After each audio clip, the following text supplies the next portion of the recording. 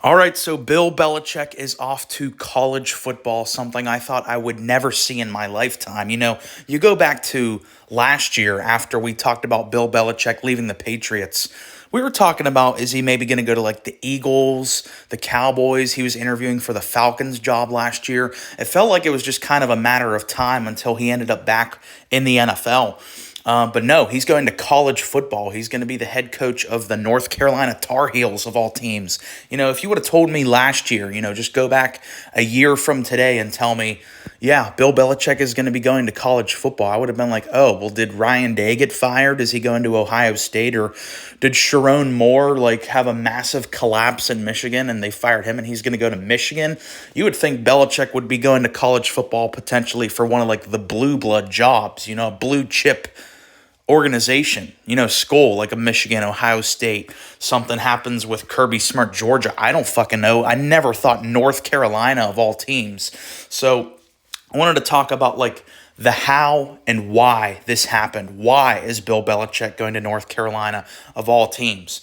So I think this really stemmed from the fact that Bill Belichick kind of felt like the NFL was giving him the cold shoulder, and he felt like it was a very slim to none chance that he was going to be offered an NFL job. You had last year, he hit the open market as a coach. Any NFL team could have hired him as their coach. He got one interview, and I think there were 8 or 9 job openings last year. So there were a bunch of teams last offseason that needed a new head coach. He got one interview from the Atlanta Falcons, who decided to pass on him and hire a different defensive guy. Now, you could talk about maybe that was a mistake because things in Atlanta are not looking so hot right now. But think of what that meant for Bill. Bill is the most accomplished head coach in the history of the sport. He got one interview turned down, and now we're in a year later, and he basically felt like if I wait till the NFL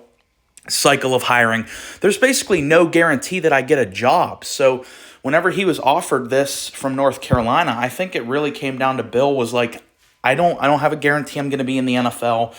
UNC, although they're not when you think of college football, North Carolina is very, very far away from one of the first teams you think about. But at least it's a good brand. And North Carolina has a lot of fans. They actually have money behind them. We just got reports that their NIL is probably going to be jumping up to $20 million next year. So that's legit, with the big blue blood programs like Texas and Ohio State are starting to push up to that 25 to $28 million range for NIL. Getting 20 at North Carolina is not very bad, not necessarily bad at all, especially in the ACC, which I think was another thing that factored into Bill Belichick's decision to go to North Carolina. It'd be one thing if he was going to the SEC or the Big Ten where you have these dominant teams.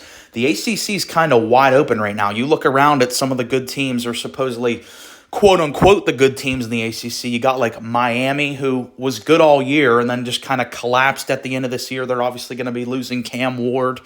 And I don't think Mario Cristobal is some great schematics guy either. I think he's a good recruiter. That seems to be a common theme with a lot of coaches in college football is there's a lot of good recruiters. I don't know if there's a lot of great scheme guys in college football. And I think Mario Cristobal, the Miami head coach, would definitely fall in that. He doesn't scare me at all. Florida State, they were supposed to be something this year. They've been a fucking train wreck due to they don't have a quarterback. DJ Ugalugaway, whatever the fuck his name is one of the worst college football players I've ever seen in my life. He won't be back, obviously. I used to think Mike Norvell was pretty good, but after this year, you got to really question his judgment sticking with that guy. Obviously, you got your Clemson's. Clemson's always going to be kind of relevant as long as Dabo's there. I'm not a big Dabo Sweeney guy. I think he likes the smell of his own farts. He thinks he's like God's gift to football, but they're going to be relevant. Dabo can recruit. He can coach. You got obviously this year SMU. I don't really know a whole lot about SMU's program, but they were obviously very good this year. But that's not anywhere near like we said, if he was going to the Big Ten where he'd have to deal with Oregon, Ohio State, Penn State, or the SEC. You got to go deal with Bama and Georgia and Texas and Oklahoma now. The the ACC is wide open. So I think that's another factor why Bill thought that this would be a good landing spot, is this conference is wide open. He could come in there and just have an immediate impact within this team with the transfer portal. And one thing I was saying to my buddies when I was talking about this, like when it was just in the rumor mill, I was like, I can't see Bill Belichick recruiting. I don't see him as like some great recruiter. Can you really picture Bill Belichick going to some 16, 17-year-old kid's living room and talking them into coming to play for him? Never in a million fucking years could I see Bill Belichick doing something like that. But then you turn around and you find out Deion Sanders, coach at Colorado, has sat in 0 living rooms. You know, with how college football is set up today, you don't need your head coach to be the guy. You can hire basically an army of recruiters to go around the entire country to do this shit for you. So Bill Belichick is really good at doing stuff like that, at consolidating power, at building a really good staff. So I think this is just fun at the end of the day, because it's going to make UNC the most relevant they've been in a long time. The last time UNC really had like some dominant season was 2015. So we're talking about 9 years ago. They won the ACC, but they didn't make the playoff then. They obviously haven't made the playoff since. So now with the extended playoff, with the ACC being wide open, I wouldn't be honestly that surprised if we look back in 2 years from now and North Carolina is in the extended college football playoff, because just with the transfer portal, as people say, the aura that Bill Belichick is going to bring playing for Bill Belichick, I think he's going to have a really strong selling point for like legit NFL level prospects of, you're going to learn how to play NFL football if you go to North Carolina and learn under Bill Belichick. You're going to be NFL ready. He's going to set you up for a career in the National Football League. You're going to play tough. And yeah, I'm really excited for this. You know, I really am. Kind of came out of nowhere because, like I said, I was really still expecting him to go back to the NFL. But I think, the main reason I thought he'd be back in the NFL was because I thought he would want that all-time coaching record, the all-time wins for coaches. I think he's like 17 or 18 wins away from the all-time record behind Shula.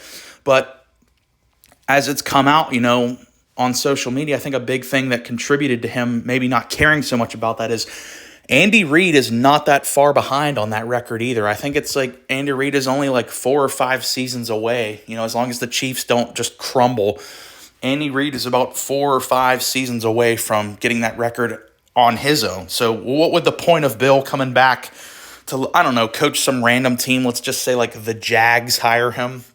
He comes back to coach the Jags. They're like, okay. I don't know, like, if Bill sees a point in that. Whereas if he goes and dominates at UNC, which I'm not saying is going to happen, but if he were to go to UNC, turn their program around, make them a really, like, viable, strong team, that could really, really help his legacy. Whereas holding the all-time coaching record for, like, 2 years, I don't know how much would really help his legacy. But if you're the best NFL coach ever and you're a really, really good college coach, that could actually, I think, boost Bill Belichick's legacy, because it's very, very, very difficult to dominate as a head coach in both the NFL and college football, because they're both just two different beasts. So I'm excited for it. I'm all on board for this. I think Bill Belichick can have some success with just how the transfer portal works, with the cachet he's going to bring to be able to sell his brand of just winning and dominance. So you guys will have to let me know down in the comments. What do you think is a realistic expectation for Bill Belichick with the North Carolina Tar Heels? And if you made it this far in the video, please like and subscribe. Thanks for watching.